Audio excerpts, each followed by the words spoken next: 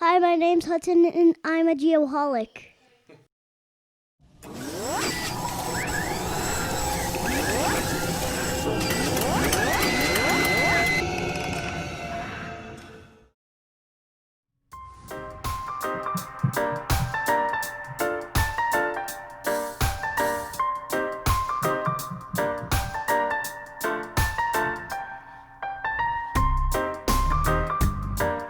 Eye reshoots. Are you feeling it, man? I like this. Well, we legalized it in Arizona, so Oh my goodness, I'm so happy. give it a few months. Welcome back, everyone, and thanks for listening to episode 60, also known as the Otto Graham. Oh my goodness. We're getting into the tough territory. Digging deep on that one. Technically, he did wear number 14, but number 60 was his original number, and he went to Northwestern. In your neck of the woods. Absolutely. First team All-American, Big Ten Player of the Year in 1943. First round, fourth pick overall in 1944 by the Cleveland Browns. Three-time NFL champ, five-time Pro Bowler, and three-time MVP. Wow. Pretty impressive. Hall of Famer? 1965 Hall of Fame. Oh, Jesus. So. Do you think a team like the Browns would benefit from having him on the roster today? No. Do you think he'd be dominant? They would still be bad. Yeah, There's just no way He'd probably around. be pretty old, too. Oh, of course. Yeah. But, like, realistically, not one player is going to help the Browns. Yeah. They're just rough. They're probably going to be a playoff team, though. Yeah. It doesn't take much to get in the playoffs this year. And Beckham's out. Hell, your freaking Giants are in first place at like What? 4-7. Oh, way to steal my thunder. Now I'm sad. All right, everybody, please consider joining the Geoholics fan club. It's really easy. Make a donation to the Geoholics GoFundMe effort and get cool treats in return. Shoots will personally deliver them. If you guys want me to work, send us a donation and I will do it reluctantly. In due time. I've got two more asks before we move on. First, please also do us a huge favor and subscribe to the Geoholics YouTube channel. And this one's for your benefit. Download the Geoholics app from Land Surveyors United. But before we go any further, we have to take a second and say thank you to Shoots' new favorite friend of the show, Ben Shineberry. Yeah, hey, he had a surprise on my doorstep for me. He did. So. Ben sent us a very generous gift of Kentucky bourbon and some shot glasses, which was super cool. So thanks so much for that, Ben. For the rest of you out there, feel free to follow Ben's lead and send alcohol in lieu of money. Well, just in general, that's a new standard for a guest on this program. That was fantastic. All right, that opening number is by Stick Figure. The name of the song is Smokin' Love. They are an American reggae and dub band founded in 2006 and based in Southern California. The group has released 7 full-length albums and 1 instrumental album, all of which were written and produced by frontman and self-taught, this is going to be a tough one for me, multi-instrumentalist Scott Woodruff. Also, there's a dog by the name of Coco, an Australian shepherd that often joins the band on stage and has accordingly been nicknamed Coco the Tour Dog. That's pretty cool. That's a interesting That's tidbit pretty cool. there. That's awesome. I already like this band. So this is a first. I don't have a Stick Figure story, first of all. And our guest today turned me on to 3 new bands, including Stick Figure, that I had never heard of. So those other 2 bands, Sun Little and The Palms. So thanks for that. I mean, some really good music, and I am going to be a listener from here on out. We got to check them out. Yep. Shout out to our friends of the program, Bad Elf GPS. You can find them at bad-elf.com. Thanks to Dr. Nick Smolowski for the Bad Elf Tech Minute. He owes us some tech minutes, that guy. He does. Oh, he's supposed to be here today, no? Yeah. He backed out. I said next week for sure. Well, the uptick in COVID, he's probably scared. Yep. He said he was tired. It's hell to get old. I understand that. That's why I took a nap today. Mention that you heard about the new Flex GNSS receiver on the Geoholics and receive $100 off your purchase and a really cool fitted Bad Elf hat, just like the one that Shoots is wearing. I continue to wear this thing every week. We also have Land Surveyors United, the largest global community of geomatics professionals on the internet with over 17,000 members. You can find them at landsurveyorsunited.com. Like it. LiDAR News, the virtual home of the LiDAR industry. The LiDAR News team focuses on the application of technology to solve 3D problems. Check them out at lidarnews.com. And we have Parkland College, their land survey program in Champaign, Illinois. They have 2 schedule options which provide opportunities to both traditional and working adults to achieve a certificate or associate's degree in land surveying. You can find out more about them at parkland.edu/surveying. Next, we have Unifly, UNIFLI. Scott Ohana and his team have developed a one-stop UAV shop. Check out the How We Work link at unifli.arrow to find out more. And we have Diamondback Land Surveying, Mr. Trent Keenan, specializing in residential, commercial, and public works projects. They are based in Las Vegas, but they're licensed to work across the West. Also, proud sponsor and brand ambassadors of Get Kids Into Survey. You can find out more about both of them at Diamondback Land Surveying and GetKidsIntoSurvey.com. And Mentoring Mondays. Of course, he just did it yesterday. Next, we have Advanced Geodetic Surveys. Check them out at agsgps.com. Unbeatable deals on new and used equipment, equipment rentals, and supplies. In fact, if you go to agsgps.com/shop and use promo code GEO15, you will save 15% off all regular price fuel supplies, accessories, and safety equipment. And we're going to rent one of those Sherps, right? Maybe. Yeah. Just for Christmas. Let's go. For our 1 year, how about not our 1 year? Maybe like the year-end show. Maybe we can do it. If we hit like 2 in a round 10,000 and a Sherp. downloads or something like that. 10,000? Where have you been? 30,000 downloads. That was like months ago. 50,000 downloads. Let's go like tear this thing up in the desert and see what we can do.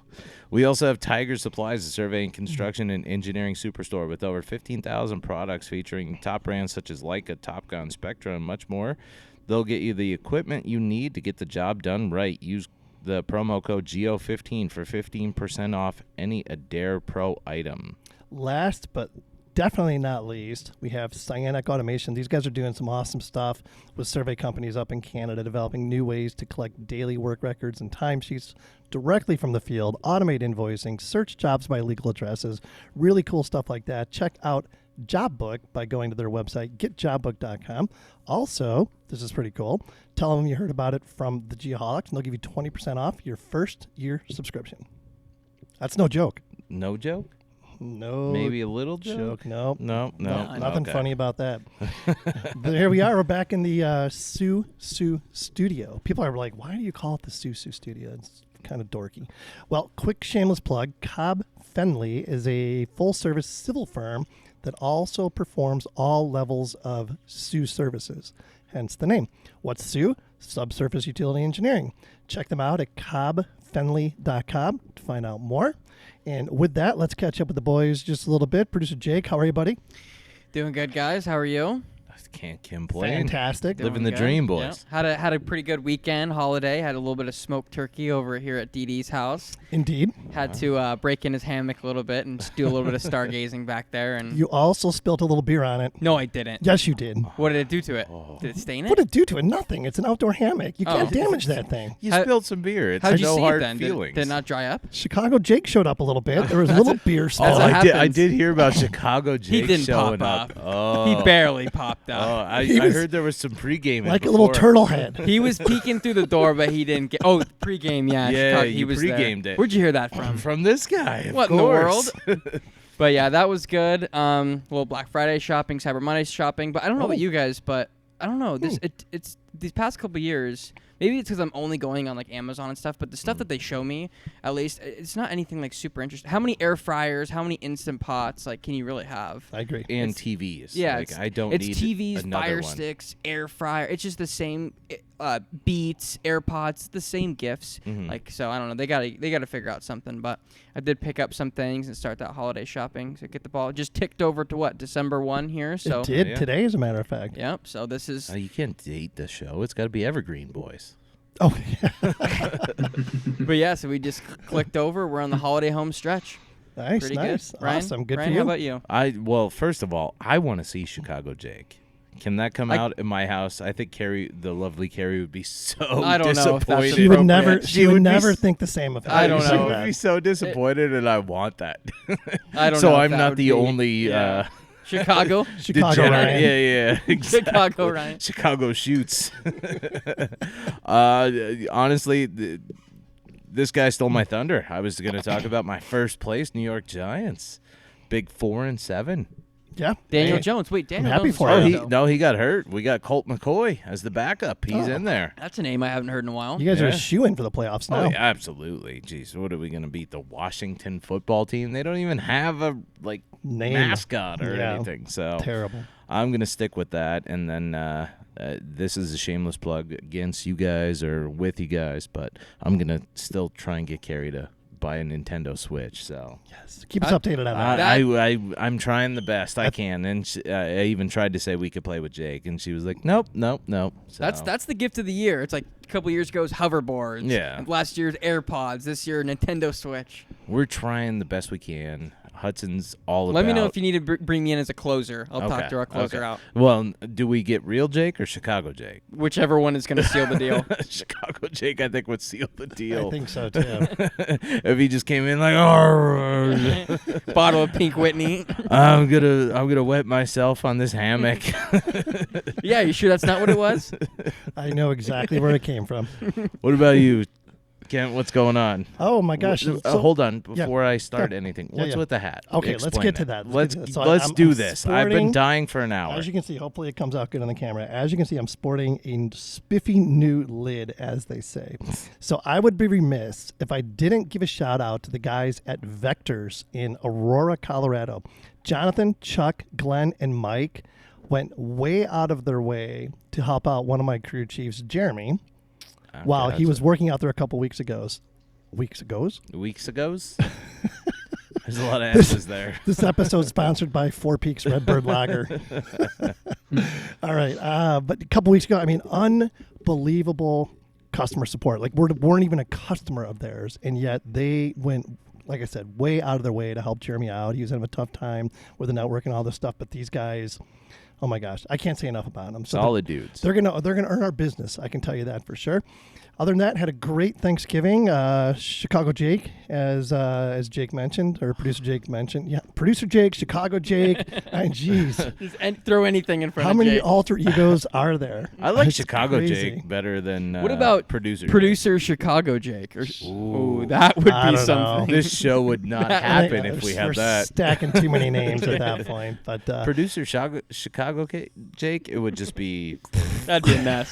the video would be a mess. I don't even know if we'd have the video. there'll be setting up video. all the audio equipment. There'll No be way. video. All right. Other than that, that's about it for me. Keeping it a little short. Let's get to the safety apparel safety share. Matthew Stansberry has developed the best safety vest on the planet, aka the Party Chief. There is literally zero reason to buy anything else. Period.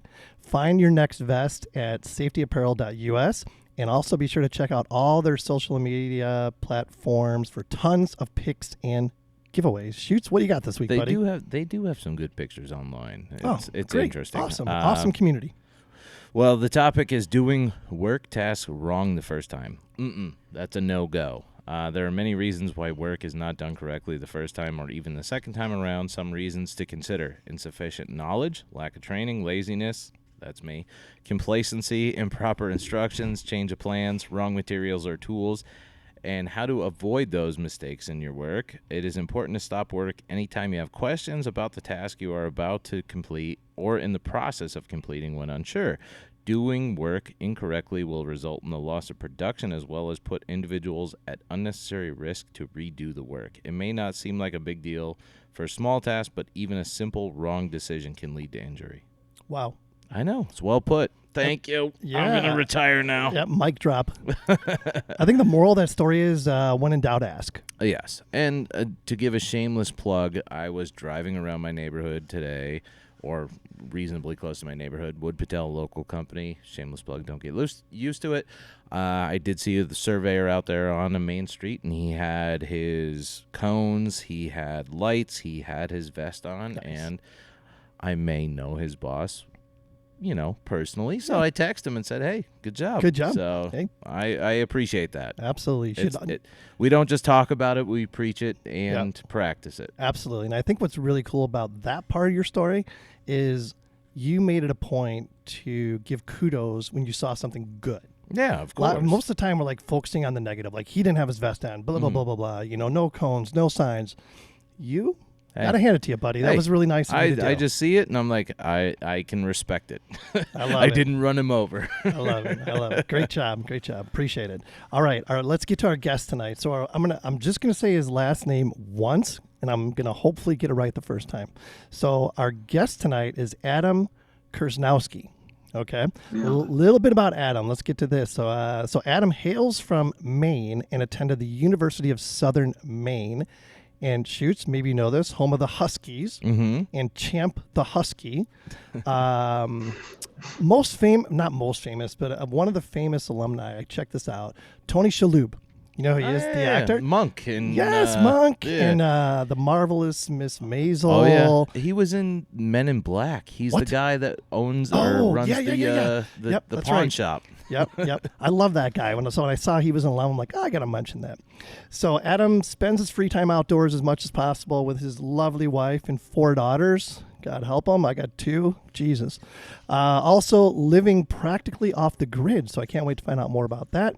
And his entire family is also foodies, which we have that in common as well. So very, very cool. He is currently the co-founder and COO of AirWorks, which I can't wait to hear more about. So welcome, Adam. Thanks for being here, buddy. Of course, thanks for having me. And you nailed my last name, so good job. Bam. Awesome. Well, can I just, right off the gates, or out of the gates, when you say you're a foodie, you're from Southern Maine, do you know Flo's hot dogs? Oh, man, I think you hurt me there. So, You hear this? Oh, no, nope. His foodie-ism is out of my window now. Uh-oh. Yep, it's gone. Well, those are in Cape Nettic or York Beach. I don't know exactly where they are. Right off Route 1. Yeah. Wow, big East Coaster over here. Look at him. Right. That's where my mother lives. I spend my summers there. Those hot dogs, I lived off those for years. So, Adam, the one thing I definitely want to circle back on, tell us a little bit about the living off the grid thing. Where are you guys at with that? Sure, yeah. So it's been quite a while since we were in Maine, but living in Massachusetts for many years, and now moving to New Hampshire. That move was to get closer to family in Maine, but it was also just to be a little bit closer to nature. We picked a spot that we had a septic, our own well, and I'm in the middle of converting into solar right now. So I get that last utility taken care of, and now I just have to put time and effort into that garden, which my whole family and I are really invested in right now. Wow, that is so awesome. So are you in a like a secluded area or not? Yeah, so we're in a small town near Great Bay, which is close to Portsmouth. It is I would say it's a sleepy town. And I have a couple acres here, and I just went to town as soon as we moved in, just breaking ground and using it. That's awesome. That's awesome. Yeah. Very cool. Good for you. All right, let's jump into how you got to where you are today. So it's my understanding, based on some of the bio information you provided, you started a construction business in 2006. What was the idea behind that particular business? Well, to be honest with you, it was a little bit of necessity. That's when my wife and I got pregnant with our first daughter. So I said, hey, I'm going to go start my first business. So I'd always been in the construction industry. I'd worked for my now father-in-law for many years, and I just went for it. I knew I wanted to be a business owner back then, and I just thought it was a good opportunity. So I took the skills and the knowledge that I had up to that point, and I started my first company out of Boston. And we, at that time, we was a masonry and tile company. Okay. Yeah. I got to say, like, in talking to this guy, and he's saying he's from the Northeast, I don't hear the accent. Not much accent. No, he's not a wicked pisser. Maybe he needs a couple beers in him before that comes out. Needs a couple Sam Adams. Yeah, exactly. So from there, you really got kind of caught up in the technology side of things, and it's my understanding you started using UAVs to inspect like building facades and roofing components and stuff like that. Tell us a little bit about how you migrated into that. Yeah, so I mean, right away, Boston, it has a lot of masonry, brickwork, and that's what our company primarily did. And we were renting expensive lifts and staging and going through that whole, song and dance just to get access to sometimes just to look at a component. And so UAVs came on the scene, and I was immediately drawn to it. I picked one up, and started just getting access to those places much easier, safer, cheaper, all of that, and it just grew from there. Very cool. So then, when did you? So that idea. So you've eventually led to the development of a UAV AI type thing. How did you get into that? Yeah, so it first started with a UAV or piloting network, and this was back in 333 exemption days. So we had a company, we got our 333 exemption, built this a network of aircraft pilots that we were able to kind of sub out to go and fly with us.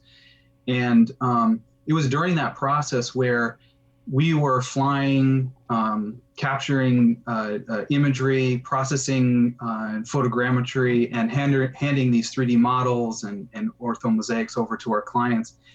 And they all thought they were great and very useful, but we realized that there was still an immense amount of work to be done afterwards, and really is the extraction of information from that. And that's about the time I met my business partner, David Morchnick. I'll get his last name out of the way for you. Thank you. Appreciate it. You got it.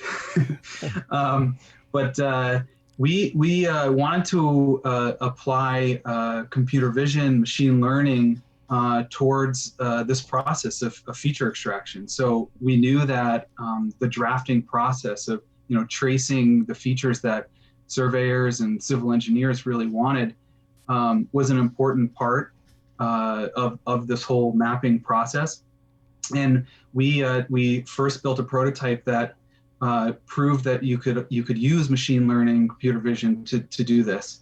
And once we did that, we were lucky enough to be under the roof of MIT and utilized or just with their help and the different accelerators that we were in, really just spent time building our business plan, our business model, to make sure that we actually had a customer that was willing to give us money for the product that we were about to build.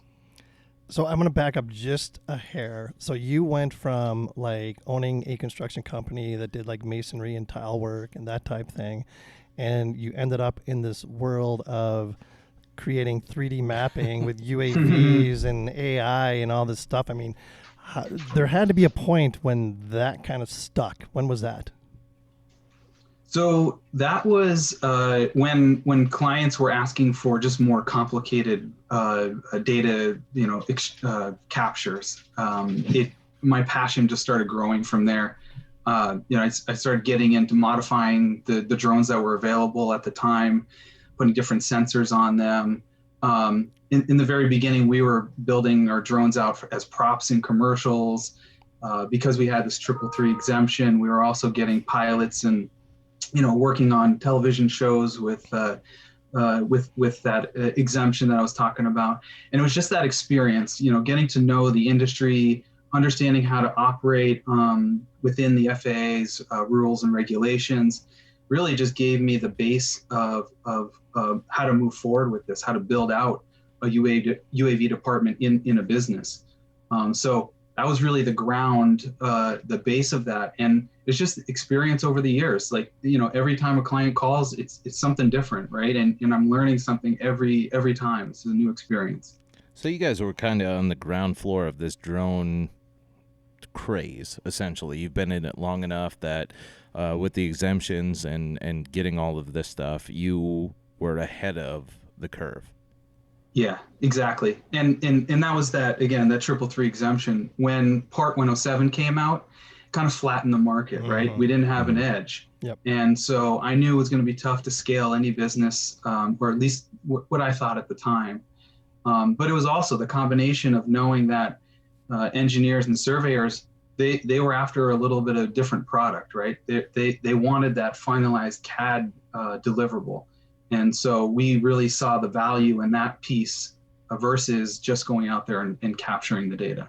And it's interesting. You have no background essentially in survey or photogrammetry or engineering. You just from the construction side to the drones, and you figured out what people were looking for, and you delivered it. Figure it out.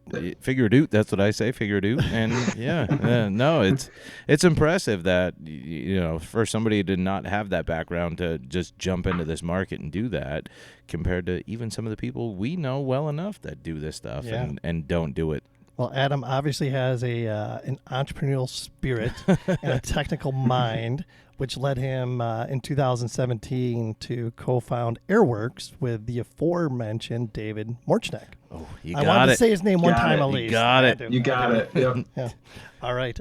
So let's get into AirWorks. I mean, I don't know a whole lot about AirWorks, but after checking out the website and doing some other research, I mean, oh my gosh, this I think could be, and maybe it already is, an unbelievable service that you guys are providing. So it's my understanding you guys are creating basically finalized engineering plans in CAD with line work and topography really fast just from drone imagery. Is that correct? That is correct. Yeah, we take the output from most photogrammetry softwares, a TIFF and an LAS. The LAS could be a LiDAR derived or just photogrammetric data, and we do feature extraction in 2D from that orthomosaic, and then we do also the 3D side of it for topography and surface models. Wow, shoots. Yeah. So this is the You're one. speaking my language. This finally. is a solution, though. Well, I think this should scare you just a little bit, because this is one of my problems. Whenever you have these drone guys out there, like, oh my gosh, we're going to provide you with this this CAD file and blah blah blah. The problem is there's not ever any planometrics. That's where the photogrammetrists come. Yeah, so he's solving doing that. it 2D. He's solving that. Get it. Yeah. Well, hey, we're all working together here. Yeah, exactly. You're not scaring me off yet. Okay, just wait. We're gonna get to that. Okay, we'll get there.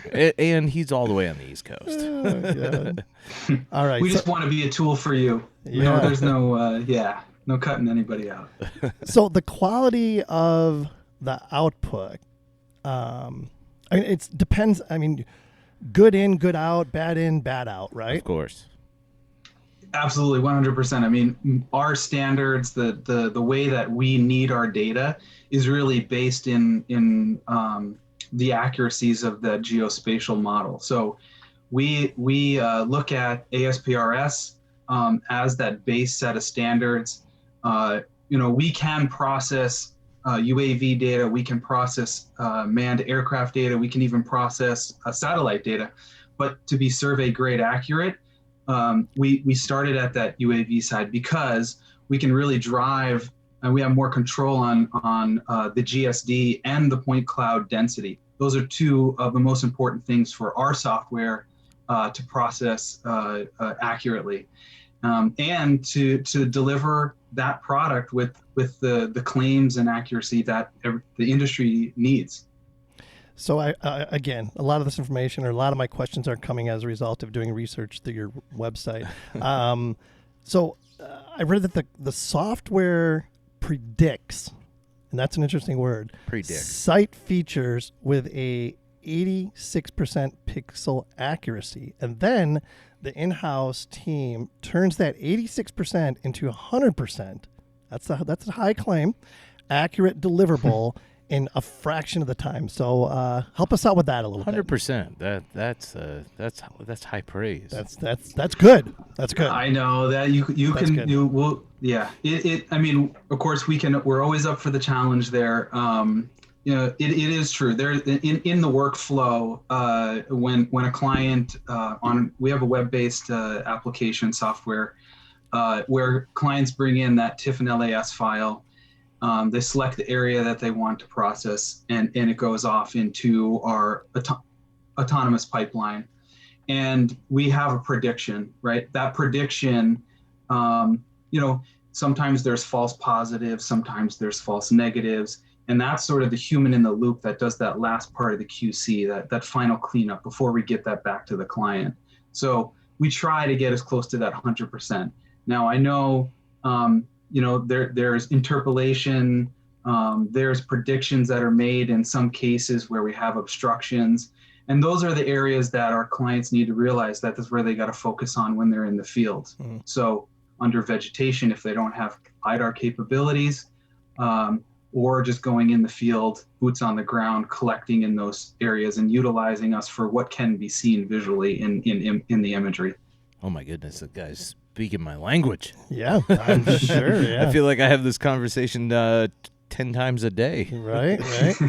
So when you say 100%, what type of quality control is done on your end? Yeah, so our claim comes down on the 2D side. We talk about pixels. So if you are uploading a data set that is, let's say, a half-inch GSD, and our claim is that we're within 2 pixels of anything that we're tracing. So it could be a painted line on the road. It could be the edge of pavement or a curb. And you deliver half-inch GSD, and at the most, we're 2 pixels off. We're still within that 1/10 of a foot in accuracy. Mm-hmm. Now that visually can be inspected. On the surface side, the 3D side is a little different, right? Mm-hmm. So just like you would run an accuracy report in photogrammetry software with ground control and checkpoints, our clients can hand us a list of check shots, and we'll provide the deviance from the model that we deliver to those check shots. And you really have to apply the industry standards. So 95% of those check shots have to be within half of the contour interval, and that's what we live by. So that's the ASPRS standard, right? Class right. 1, baby. Yeah. Damn, look at me. I'm all of a sudden a photogrammetrist. I feel I'm not just a surveyor anymore. I feel like I've taught you a few things. It's because this podcast has made me more intelligent. Well, all he said was deviant, and all I think is Jake. Chicago Jake. Exactly. So I just thought about some stuff. Artificial intelligence and virtual reality. What are the differences between those two terms? I don't know the answer to this. Man, well, I think artificial intelligence is a technique that we're using and applying for that extraction, to make predictions for that extraction. And I mean, I guess I would virtual reality is just an augmented reality that you're sort of involved in. I don't know if that is technically the right answer or not, but that's my quick fire answer. With the show, there are no right or wrong answers. Yeah, right. Yeah. All I know is I've been at Jake's house before, and he's got like these funky goggles that he's like that would be virtual. swatting in the air at stuff, and I'm like, what in God's name is that kid doing? That's like the computer and the whole thing where there's goggles, things all around the room. Scanners and I've never been privileged enough to You try got to come that over. out. We got a pretty cool one. My brother's got an awesome one. So, Jake, Oh, what do you man. think about that? Artificial intelligence versus virtual reality? I would have to agree with Adam. I think that artificial intelligence is almost like the word he used, I think, is like technology. Like where virtual reality, I mean, obviously when you ask 100 people on the side of the road what virtual reality is, they're going to talk about the goggles. Everyone talks about the goggles. But it's like, I don't know, one is more like the technology, where the other one is like more of like an idea, I feel like. I don't know. Interesting. We got to get a more technical. So it's Interesting. potential versus reality. Yeah, because if you think about virtual, like AI is like what makes like the virtual reality almost. Like it's more of like a system or a piece of technology, where What like leads virtual to that? reality is like an idea. I don't know. So I'm gonna throw a shameless plug in here for a show I started watching called Upload, and I don't know Adam, if you've heard about this show, but I think I can't remember if it's on. But It's write called it down. It's called Upload. Amazon Prime. Amazon Prime, quick hitter, 20-minute episodes. I would love for you, Adam, to check out this show, and we'll follow up afterwards and get your input on it. Sure. It's super of cool. course. And then really to muddy the waters a little bit more, I saw the Trimble. You know, I mean, they do a lot with the AI VR stuff on the construction side as well, and they've got something called mixed reality. Okay. I guess that It's maybe blending. that encapsulates everything. I have no idea, but mixed reality. Well, to speak to Adam's language, the shameless plug for TV shows. Have you watched Aerial America I've seen it. I haven't given it a chance on the yet. Smithsonian Is it pretty cool? channel? It's Yeah, it's I've just seen an they're episode flying. on. Yeah, they're just flying Yeah. over with their drones or whatever and showing different Historical states and sites yeah, and yeah. I may have watched the Boston one recently with Hudson, and Was it after 9 o'clock at night? no, it was early. Hudson's in bed by 9 o'clock. If I'm going to get into trouble, it's after he goes to bed. But Yeah. All right, so So, let's. that's a drone show.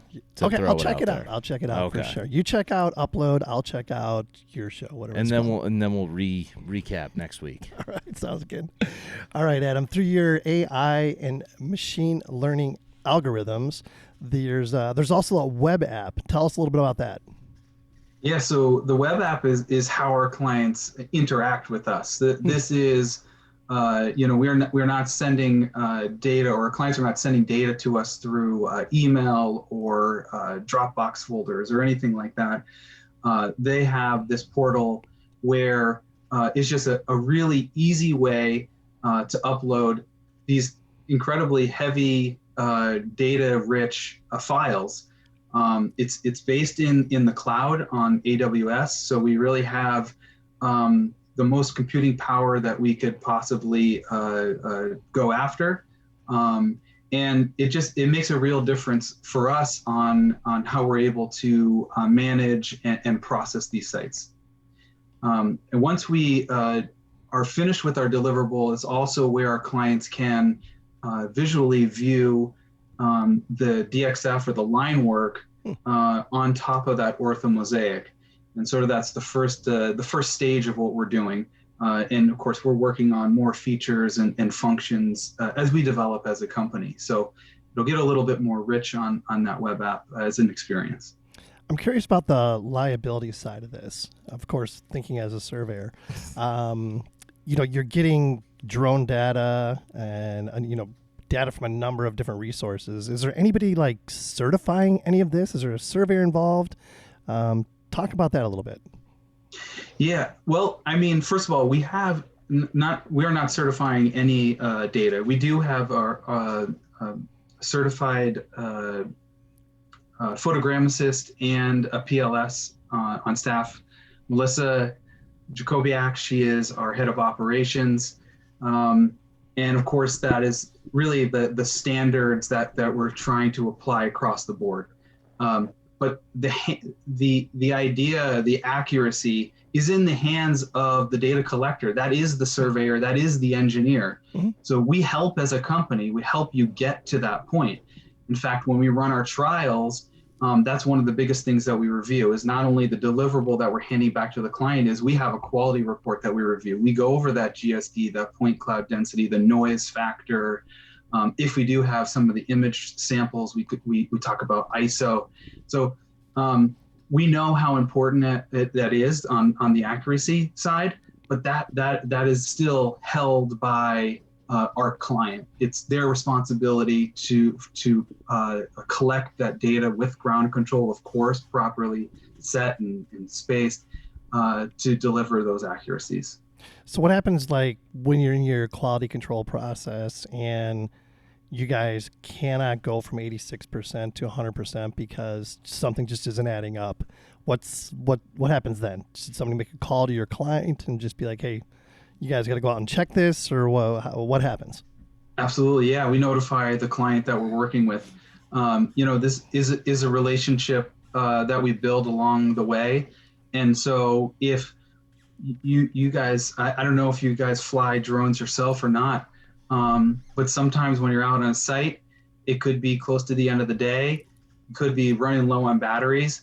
People just make moves sometimes that don't produce the best data set. And we see that right away. So we're giving that feedback to our clients.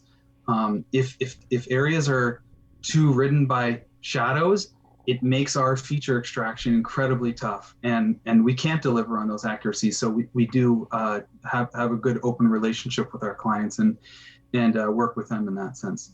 Well, it sounds like your company has a Kent and a Ryan on staff, or a DD right. and a Big So Shoots, however you want to do it. You got a Big Shoots and a Dilfy Dilf on staff. Yeah. I like it. Oh my just goodness! need a No Jake. work is gonna get. Yeah, exactly. We need a Chicago Jake on staff, and then you guys will be good to go. Well, I'm interested in this. Can you walk us through the AirWorks workflow, project kickoff to final deliverable? Give us the whole soup to nuts. Yeah, so usually usually we have to go through a validation process. And I don't blame surveyors by this at all, but they're our biggest critics in the world, right? So there's a validation process that we go through, and that's usually in the form of a proof of concept or a trial. So when we get to the table, we usually have our clients bring that TIFF and that LAS to one of our first onboarding meetings. We'll upload those two files together. Now you can fly, of course. We actually recommend flying with a little bit of overage on the site that you're surveying, so we don't have any kind of degradation on those outer edges. But you select the exact area that you want us to process by drawing out a KML, and then you're pushing that out to processing. So I'm going to use a 20-acre site as an example here. Once you hit that process button and you specify, there is 12 autonomous layers that we produce as a company. And then there are features outside of that clients still have us do, and that just becomes a manual drafting process. So we're happy to go above and beyond just the straight up autonomy. So once that data gets pushed into our autonomous pipelines, we're looking at that 2D, the TIFF, the 3D for the surface and the contouring. That probably runs in I would say on average a couple of hours, and then we get that prediction, and then we go to work on the QC, that cleanup. Once we hit that QC and cleanup, we have even like the onboarding process. We're talking about standards, right? So how a client, how smooth they want their contours.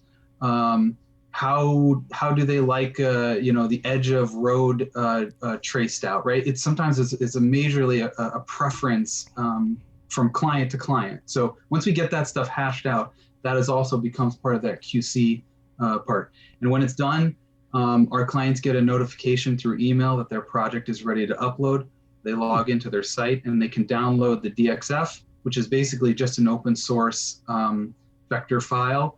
They can bring it into AutoCAD, they can bring it into Bentley, they can bring it into Esri, whatever software that you're using for the design side of things. But that's kind of the workflow in a nutshell. So in the beginning, like in a typical scenario, are you involved at all in making recommendations for the data collection portion, or is that already done before you guys get involved? Yeah, so early on in that selling process that we have, we make recommendations for that, how to get down to that GSD, how to get that point cloud. Because of my experience in the last company, that's one of the things that I help out with a lot, is that portion. So yeah, we have a wonderful knowledge base on our website as well, which outlines all of those kinds of flight parameters and ground control layout as a help to get to that point. We want to help our clients as much as possible to get us those accurate data sets, and it just makes the whole process after that just flow so much nicer. And with all the data sets that you're sending and everything you said, as far as imagery, the final deliverables on that, what are you guys delivering on that? Sure. So DXF was, as I mentioned, we also deliver the ground only point cloud. So the ground only LAS, that's where we've kind of segmented and removed man-made objects, vegetation, and those types of things, just to get down to that ground level. So it's just a confirmation for our clients, so they know where we have built those contours in that surface. And as part of just extra services, this is not an automated function for us yet, but we can produce land XML, and then also we can help with drafting break lines in this process as well. That's something we're working on right now and automating as well. So it's just a little bit longer process, and I'm not exactly sure when that's going to be released, but it's certainly our goal as a company. That's awesome. So let me give you, I want to give you a chance to brag on AirWorks just a little bit because there's some really cool things happening here lately. Dubai Future Accelerator selection, winner of the Tech and IT category at the 2020 New England Innovation Awards, and newly issued USPTO patent. Expand on that. Yeah, those are some things that we have going on currently. We're into the second phase for this the Dubai Future Accelerator. We should be starting in February of 2021. We'll see what happens with this pandemic, but we'll be sending 2 of AirWorks team members over there to work on a specified project for Dubai government or for the city of Dubai. And it's going to be focused on change detection. So they're specifically looking for a product for that. So that's really exciting for us. The New England Innovation Awards was a process that we went through. More or less, I would say it's great bragging rights for us, and surely hopefully some doors will open afterwards as well. And then what we're really excited about, of course, is the patent. David and our VP of Engineering, Garrett, of course, worked very hard on having that patent issued. Of course, I know I'm not naming everybody there, but Mia, I always say, is our #1 employee. Quite literally, had a big hand in that patent as well. But it just goes to show that what we've built is it actually means something in this industry, and it's going to be a very impactful thing as we move forward and we keep innovating and developing. Very cool. Shoots, have you ever wanted to go to Dubai? No. What? I would go to golf, and that's about it. Oh my God, I want to go to Dubai I see so like bad. what is it? The Palm Island. Yeah. Well, have you seen the new one too? It's like the map of the world. Oh my gosh, And I it's want to go so man-made. bad. Yeah, I would go to golf, but other than Skydive? that, like what else? No, so, Adam, absolutely not. Adam, if you think there's any benefit to having the geoholics go to Dubai to help you Sure, out on yeah, that, you guys can help out with some automating change detection. We're all game. You got a certified photogrammetrist and a surveyor and a producer, Done. and a producer. Yeah, well, Chicago Jay can show up. All Is right. alcohol legal in Dubai? I don't even know. It's super expensive. Everything's legal. Oh, Yeah. it's super expensive. All right, let's talk about the. Jake can afford it. Yeah, let's talk about the AirWorks business model just a little bit. First of all, who are your target clients? And second, what is the cost structure? How does it all work? Yeah, so our client is a surveyor and an engineer, sort of in that to start the early stages of any project. So early site analytics, planometrics, just getting to understand really what's existing on that site, get ready for the design process. Now we can definitely be applied later on in any kind of development or construction project. So we can, there's a use case for as-built as well. Maybe not on the corner of building because we need a little bit tighter tolerance there, but there's a lot of our features that we automate that can still be utilized at that stage. What was the second part of that question? Yeah, no, I'm sorry. So like the cost, I mean, people are thinking, what does it cost to do this? Yeah. So how is that structured? Okay, so we're a subscription-based model. You buy acres in buckets, basically. So when we, in those early meetings with our clients, we try to identify how many acres they're flying to get them into that right package. And it's a cost per acre. So the more acres you buy, the cost drops down. And we make it super easy. So some of our clients just have us help them out with the planometrics. Some just have us help them out with the surface model side of things. So there's a lot of different ways you can shake up those packages. But at the end of the day, it's a cost per acre. That is really interesting to me. I mean, first of all, I think it's great. I like that model a lot, but I'm curious the risk on your end of that deal. You could have an acre that's a vacant lot. You could have an acre that's an apartment complex with, tons of planometrics. Yeah. I mean, obviously you've taken that into consideration. We sure have. Right now, at the end of the month, we kind of do an assessment of the projects that were processed. So you nailed it. There's high density. We call it density, right? So there's high density, there's low density, and we have to make an assumption of the site, which it is, and then we'll sort of re stack the acres in that sense. Garrett, Gotcha. our VP of engineering, is working on a process where we can do those density analytics and kind of have that prediction ahead of time. But yeah, not every acre is created the same.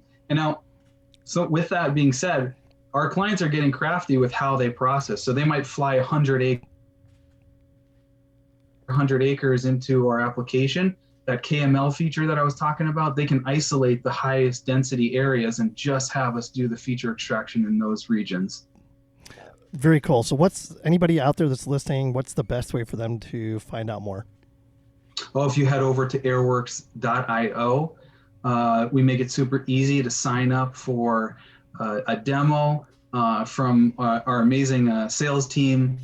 You'll probably get to meet me in maybe one or two of the next meetings. And we'll give you a good introduction to what we're doing. We have a ton of content, some videos, and just if anybody's interested and excited about what we're doing, I'm always happy to talk, as you can tell.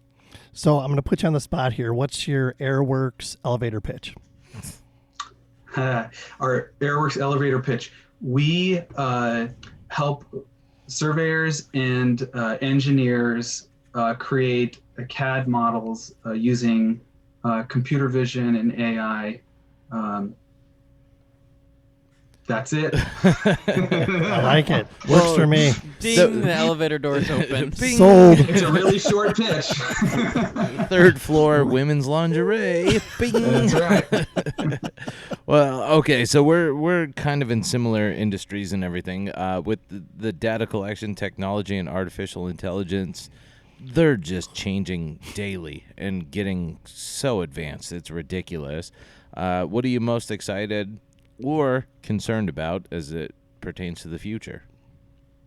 Yeah, well, I mean, certainly the more data that we have as a company is the better we can get on our prediction. So, we of course from the beginning spent a lot of time on actually getting out there and collecting data to produce these the early algorithms, right?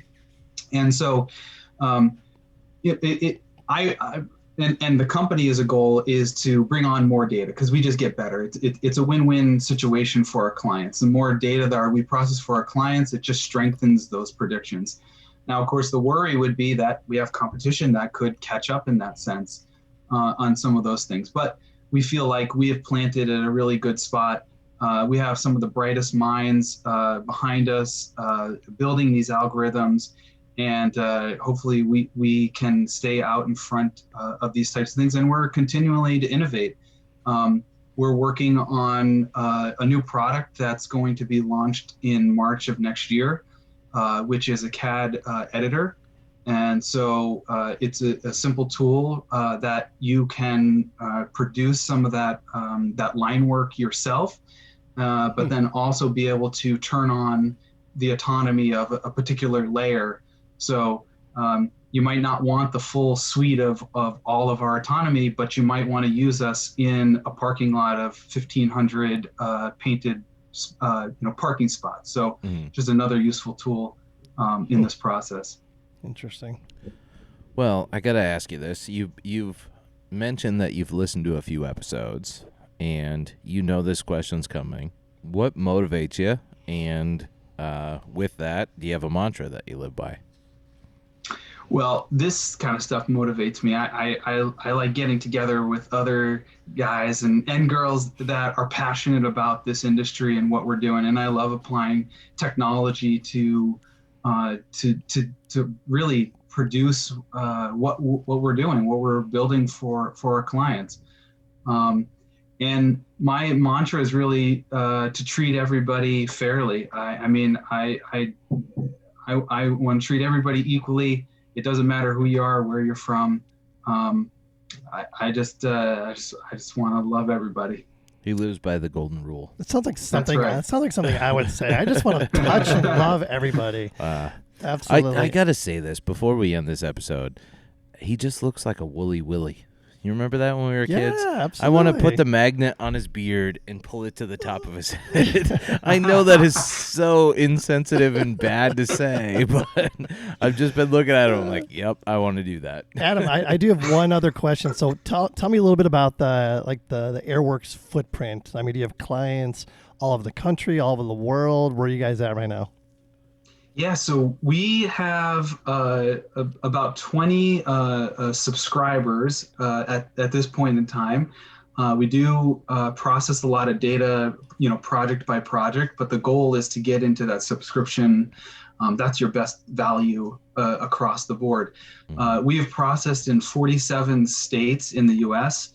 And also abroad. Now, I think where that becomes a challenge for us is the data sets that we have trained our algorithms on are mainly data sets that are in the US. And so when you get into other places, things don't look the same. So the predictions might not be as good, and we have a little bit more QC work. You can think of it like that. So we are, of course, our work in Dubai. One of our newest investors is also, we're working on a project in Panama with their land management group, and also through MIT, the ESI program, we're working on a project in Colombia on some slope analysis. So happy to work anywhere in this world. Data, GIS data. It doesn't matter to us if it's here or it's there. So it's universal. That's right. Yep. Very cool. Shoot, you got anything else, bud? I think I'm good. I'm impressed. You ready to jump ship? To what? What's next? All right, man. So Adam, listen, I don't think we got anything more. Is there anything we may not have talked about that you want to add? I think you guys got it all. You threw in some questions that definitely stumped me today. So props to that. But I had a lot of fun. Thanks, guys. I really appreciate it. You did awesome. He handled them like a champ, and go Sox. Yeah. Yeah. I'm excited for AirWorks, man. I think you guys got some really cool stuff going on, and I look forward to learning more, to be honest with you. Of course. Happy to talk, like I said, anytime. All right, man. Thank you. All right. Well, I think that's a wrap, folks. We're going to put a bow on this one, as you Yes. say. Yeah, yes, we are. So great job as always, boys. That was awesome. It's difficult to do this every week. We're getting too comfortable. We got to get out. We got to figure out something hard to get outside our comfort zone, because we're getting way too comfortable. We're going to Dubai. All right. Check us out at thegeoholics.com. Follow us on all reputable social media outlets by searching for The Geoholics. And download all of our podcasts from most all podcast hosting sites. Don't forget to download the Geoholics app from landsurveyorsunited.com and subscribe to our YouTube channel. Email us at info@thegeoholics.com. If you have an idea for a future show topic, or if you want to be a guest, we'd love to hear from you. Stick figure, smoke and love, available everywhere. Thanks again to Adam for having a great taste in music. Please support our friends of the program every chance you get. They're awesome and have great offers for Geoholics listeners. As always, pay it forward, add value, make friends, and most importantly, be safe and healthy, everybody.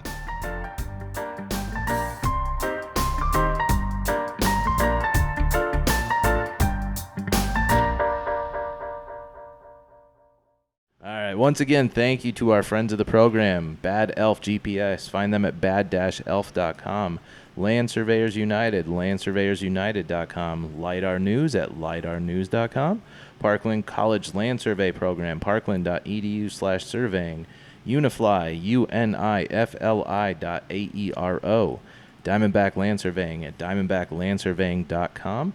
Advanced Geodetic Surveys at agsgps.com. Tiger Supplies at tigersupplies.com. Cyanic Automation at getjobbook.com. Safety Apparel, you can find them at safetyapparel.us. And finally, Get Kids Into Survey at getkidsintosurvey.com.